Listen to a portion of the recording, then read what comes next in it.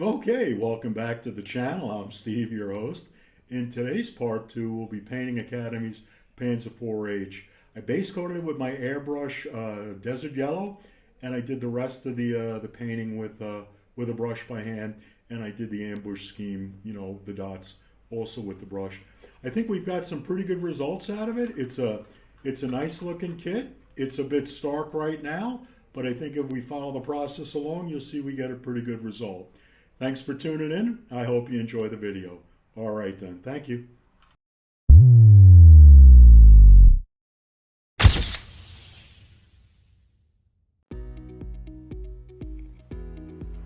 Okay, today we are going to be painting the Academy Panzer IV-H.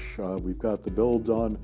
I've layered the base coat on. I did that downstairs, and what I did was my airbrush is kind of like a rattle can right now. So I just blasted it with Desert Yellow XF59, and I'll have the paints I use popping up here on the screen. But what I want to just show you is what you can actually do with just a paintbrush. And so we'll go through this. What I'm doing right now is I am working with NATO green. I started off originally with too light a color, and I ended up on the dark side with the just straight NATO green. So that's what I'm doing now. And really, as far as painting, I think the camouflage patterns stay away from straight lines. And just keep in mind while you're painting that the figure that would be painting this in a 35 scale is pretty small. So just be careful when you're applying large swaths of paint and things like that. The other thing you have to remember is these guys are out in the field. They have limited resources, limited time, and this is just one of many tasks that they were doing. So while they're doing this, they're using paint that's been supplied. Ideally, what they wanted to do with the paint was to cut it or thin it with petrol, which is probably in pretty short supply if you're in the German army. So more than likely it was cut with water, and when you cut it with water, the finish wasn't as good, the durability wasn't as good, so you're going to see things that aren't always perfect. The other thing I just want to remind you of, when you go to model contests, and there are some wonderful, stuff far beyond what I'm doing, but the paint jobs are really nice. And they look good. They have a real pop and wow factor. I'm going to pop up a couple black and white photos of just what the tanks actually look like in the field, and you can kind of see a difference between what you see in a modeling magazine and what you actually see in reality. And I don't want to discourage anybody from doing that. To be fair, I want to do that, and I try to get that way. So there's a happy medium between the artistic touches and the actual reality of what you're doing. So like I said, I've got I'm using Tamiya paints here. I base coated the tank in XF59, which is desert yellow, and I'm happy with that is a base coat. I didn't do any color modulation or anything. I just did a base coat over black primer. Let that dry. Then what I did is I came back and I'm freehanding with Tamiya NATO green. And let's see here, that NATO green is XF67. And you'll see some brown a bit later, and that's red brown XF64. And I'm just going to hand apply that. And what I'll do from there is once I'm happy with the pattern, I will come back and I will start adding the ambush dots. So to be fair, painting a model is very satisfying. Watching somebody paint a model is pretty boring. So if you want, and I won't be offended, put some music on, turn the sound down, and just watch me paint. And I hope you enjoy the video. But if you are going to listen to the commentary, I'll try to make it worth your while. Here we're starting to add, we are starting to add some of the brown. And what I like to do is, I like to use whatever color I start with first, that's fine. but I try to use the second color as kind of a connecting color where there's some logical thing that the paint connects, you know, the green to the green or the brown to the brown. There's just some sort of logic to it. And also I'm staying away from straight lines, keeping in mind that, you know, this is a guy with a paintbrush and a bucket of paint. So that's what I'm trying to emulate. You can see that maybe not all the brush strokes are still available. I don't have complete coverage. I think it's opaque is the word I'm looking for, but I'll probably use that incorrectly, so I won't insult you with that. But you can come back and touch this up. Also, you'll see later on that even though some of the paint looks a bit splotchy, looks a bit thin in places, once the weathering process starts, it all kind of blends it together. So just kind of sit back and just enjoy.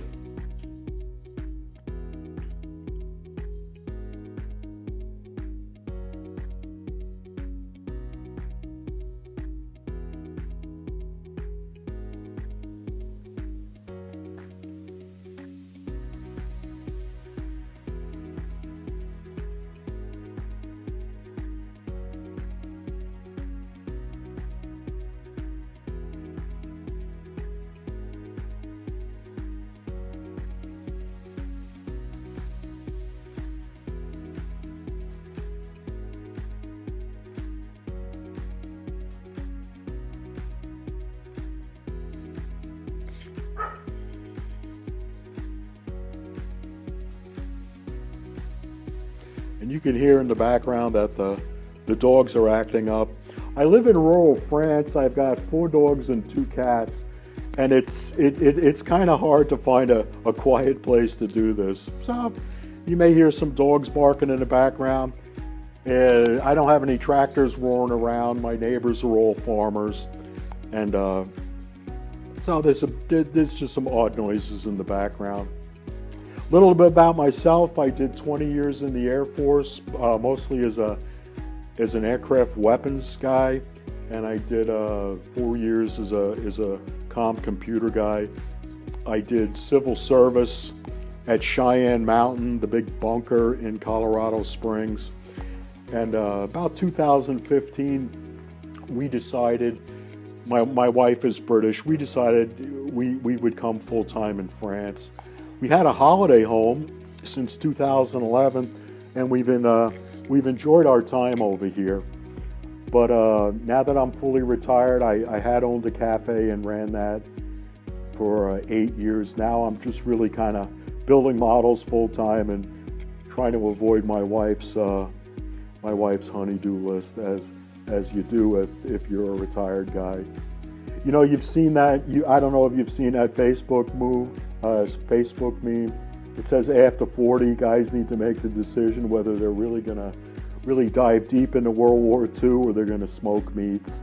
So I don't have a meat smoker, so I've kind of dived into World War II.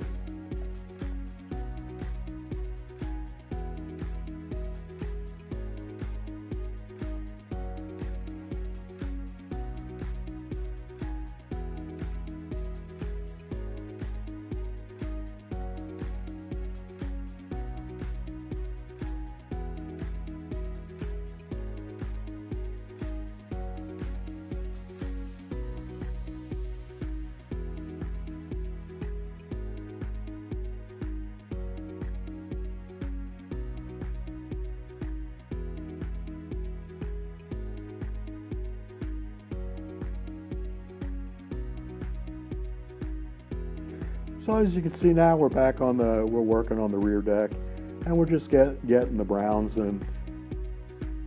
And again, I think if you just stay away from straight lines and you keep the pattern small, I think you'll be happier with the results.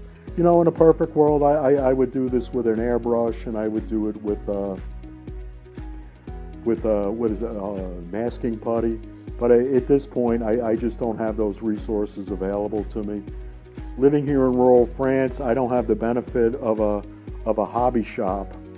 that I can just pop in and out. But one of the things I miss about living in America, when I was in Colorado, we had two really good Hobbytown USAs that were able to get what you needed when you needed it. So, you know, you make do.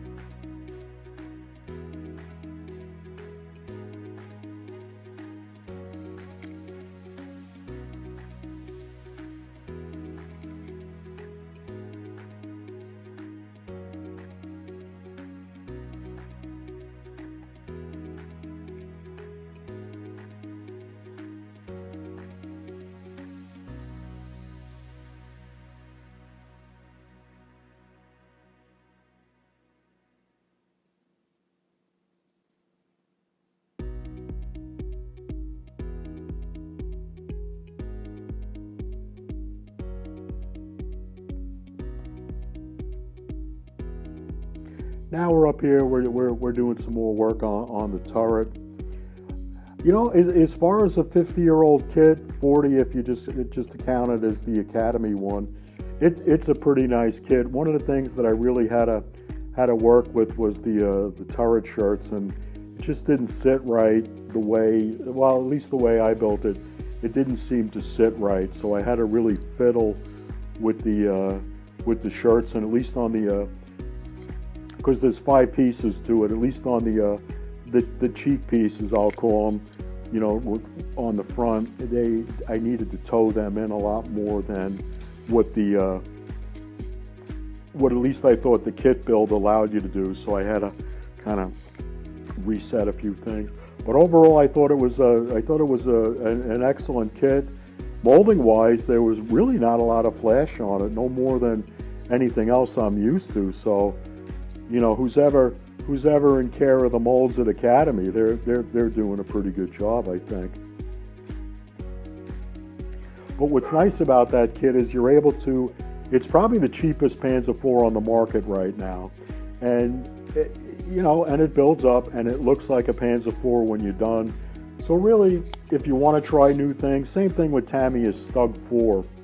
You know, they build into nice kits. If you want to try new things on them, like you would experiment with Zimmerit on these kits, and no matter what happens, if it comes out great, that's fine. If it's a dead loss, you really don't have that much invested in the kit. Where if you're screwing up these high-end kits, it can be pretty heartbreaking. So that's just kind of my 2 cents and philosophy on things.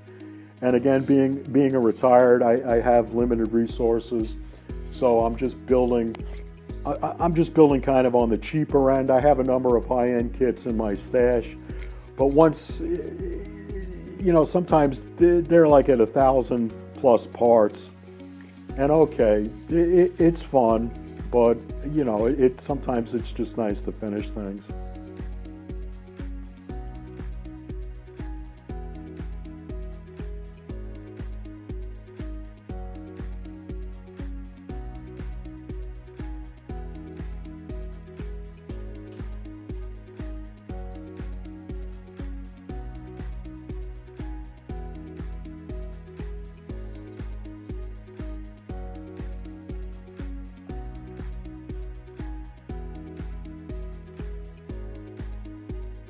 And initially, when I shot all the footage for this video, it was over 1 hour and 10 minutes.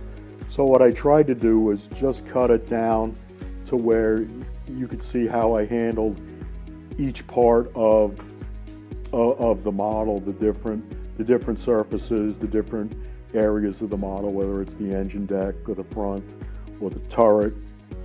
But yeah, it's hard to cut these down, and you want to make it where, at least for me with this YouTube channel, what I want to do is just show you how I do things. And you know, if you've got some U2 rocking or some early Stones, you know, it's a good time just watching this. If you listen to me to just babble on while you're watching this. I appreciate your presence and I appreciate your patience.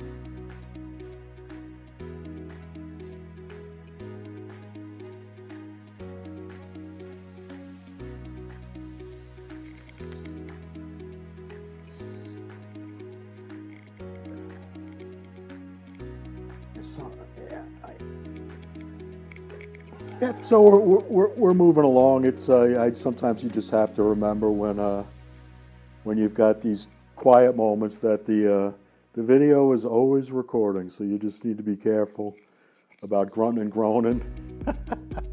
So now what we're doing now is, this is the coolest part of the build. This is what I've been looking forward to, is the ambush scheme. And I can remember I did Tamiya's Panther G, which, by the way, is a beautiful kit, and it was in an ambush scheme. And when I look back on that kit now, the basic tricolor paint job I was happy with, but I just added too many dots. And that's one thing that you just keep in mind here. You can over dot it if that's a technique. I think less dots are better because you can add a couple more. So just kind of spread them out. And the other thing that's interesting is it only used two of the three original colors. So here I'm using the brown in the tan spots or the desert yellow spots. And then what I'll end up doing is coming back to add the desert yellow spots in the green and the brown in the brown areas. And I think, with just fewer dots, I'm really pleased with the way this came out. And again, you got to remember, these guys that were out there, they weren't artists. They didn't have the 50-foot view about how it was turning out. So it's just something to keep in mind. And you can see here I'm adding the yellow dots into the brown and green, and I really think it's coming together. I did the side skirts offline because it was just, it's pretty much the same as what you're seeing in their flat surfaces. So I didn't think there was really any utility in showing you that. In the end, you'll see I've got just a quick twirl about what the kit looks like. I haven't put the tracks on yet. I'm going to do the tracks offline. In my Sturmgeschütz series, if you look into that playlist, you'll see how I do the tracks, and I'm pretty happy. I like rubber band tracks. It's just easier. I don't want to do, 200-300 pieces for both sides, and maybe that makes me a lazy modeler. But for where I'm at, I'm happy with rubber bands.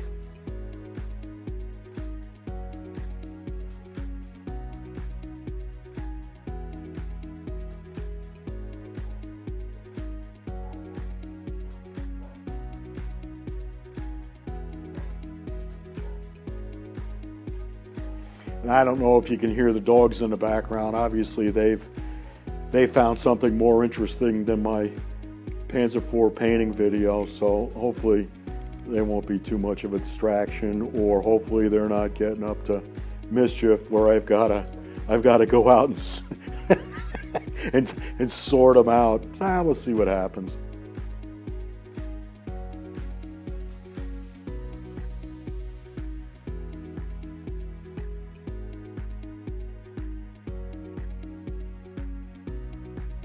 Now we're onto the turret and adding the dots.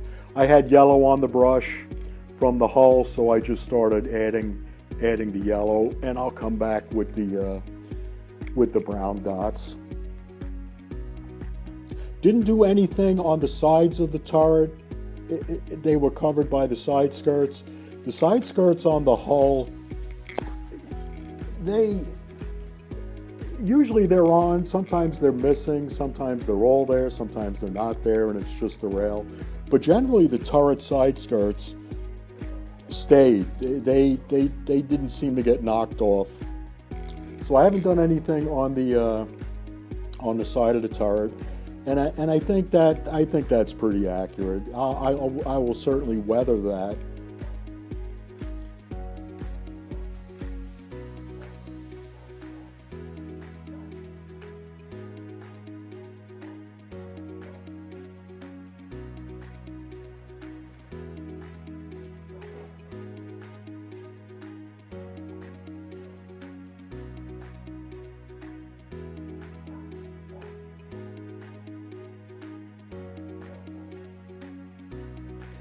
And with the dots, I wouldn't get wrapped around the axle that all the dots are not the same size or not the same shape. Again, field applied either with an airbrush or a paintbrush. And again, like I said about the time these guys had or didn't have, or just the method or really how much they cared, to be honest with you.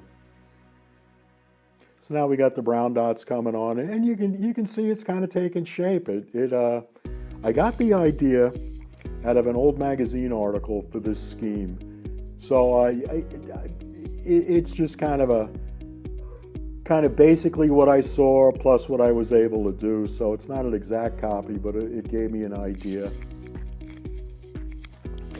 I want to use references. I want to keep things historically accurate. But I don't really, it's one of those things as far as a specific tank and a specific unit had a specific paint job. If I can get one or two of those things right, I'm okay with that. It's just gonna sit in my wife's bookcase, and that's pretty much where I'm at.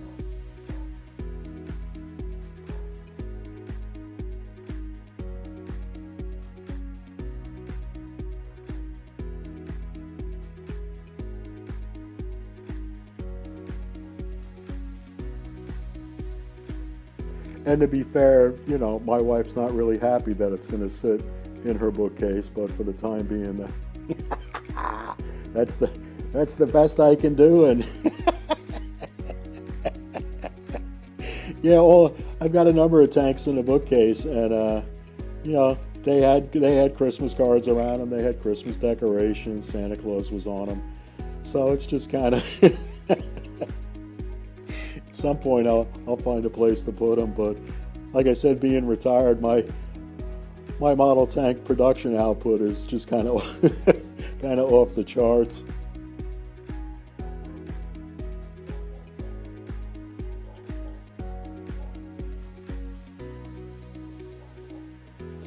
So what we're rolling into now is painting the tools, and I've said this before in a previous series, the Stug series. There's two schools of thought that the tools were on a tank was painted, whatever got on the tools, that's what they were going to be. The other school of thought is to paint the tools individually, gives a bit of pop to the model, and it just shows different. You see them more. It just shows them on the vehicle, and I'm more inclined to that. My wood grain techniques, we'll get into that here in a second.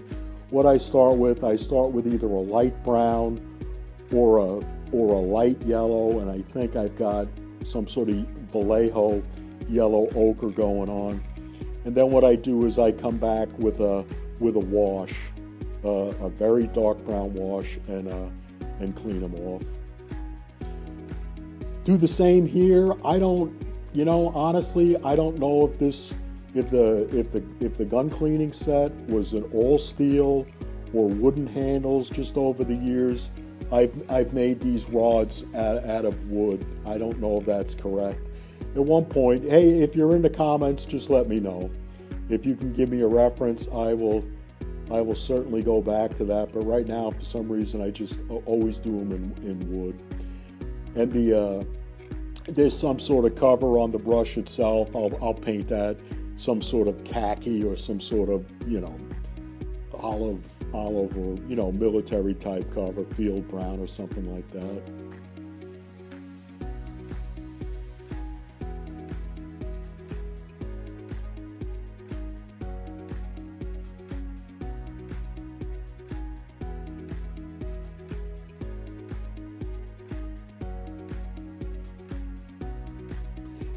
Here's the jack block, and the jack block I know for sure was wood, and it was reinforced with metal bands. It's got a strap on it. It's either cloth. I don't think it was metal. The fire extinguisher, from what I'm told, is always some sort of yellow with a black label on it. So there's a spot for the label. I'll come back and I'll paint that spot black. I don't really have any decals for it, but for my purposes with this kit, that's fine.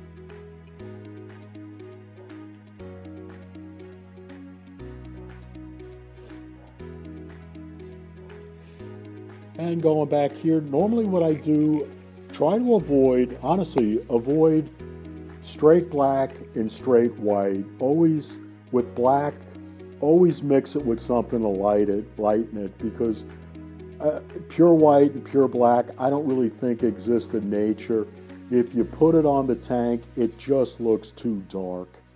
So, my 2 cents, just lighten it a bit, or just use a very, very dark gray.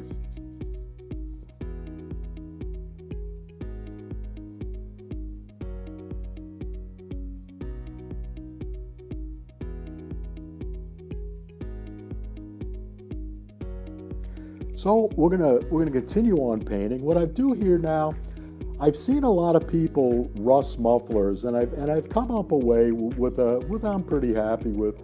What I do is I get on the muffler and I apply just different shades, ranging from orange or yellow through orange, through a medium brown to a dark brown, and I just try to put it in dots, in patches, different colors. And what you'll see here in a moment, I'm applying the dots here in the different colors. Then later on, when those dots are dry, I'll come back with an oil wash on it, just to give it that base. And I'm pretty happy with the way that looks when it's rusted. And you'll see it here in a little bit, and I think, hopefully you'll agree with it. It looks the job. The other thing I like to do is I like to carve dents in the mufflers. That was something I saw Chef Payne did, and the first tank I ever did was his Stug 4, and that was something I've always done. These guys are bad drivers, so they get dinged and dented.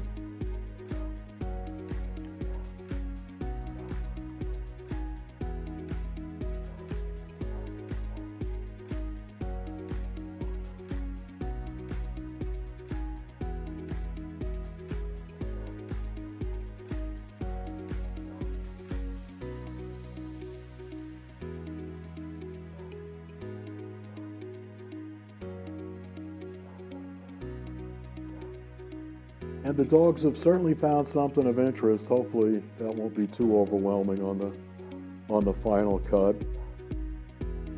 The editing software I have doesn't have a screen for dog barks and to be able to delete it, so I'm just kind of stuck with it.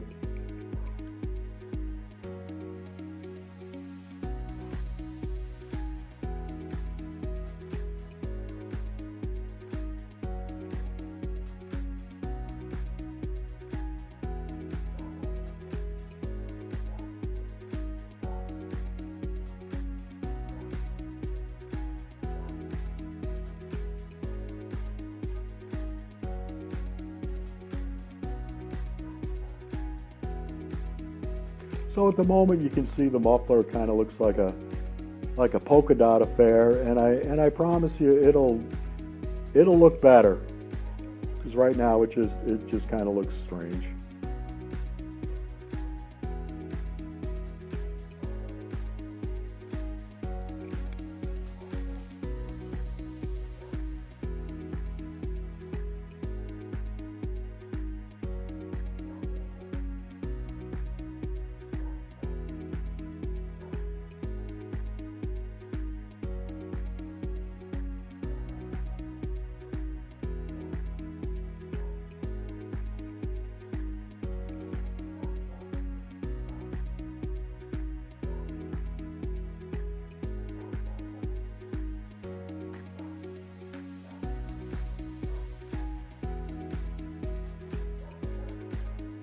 One of the other things I just want to bring to your attention, the wire cutters that were assigned or attached to the tanks, the cutter itself was metal. The handles, they weren't wood, they weren't metal, they were some sort of bakelite, and they always seem to have an orange hue to them. So when you're painting, just be careful of that. Plus, it's another thing that'll pop out on your model. So now what we're going to do is we're going to come back with the oil wash. So what I've got is I've got an old Tamiya jar, and really what it is, it's just mineral spirits and raw umber, and I'll apply that, and that will kind of just tie all the dots in, so the dots won't be that much out, that much in your face. So now what I've got the tank painted. So we're just, it's on here on the bench. I'll give you a bit of a twirl. And overall, I think it's come out pretty nice. I've done some work on the interiors of the hatches, but for the most part, I just want to show you just what I do and how I do it. Thanks for watching.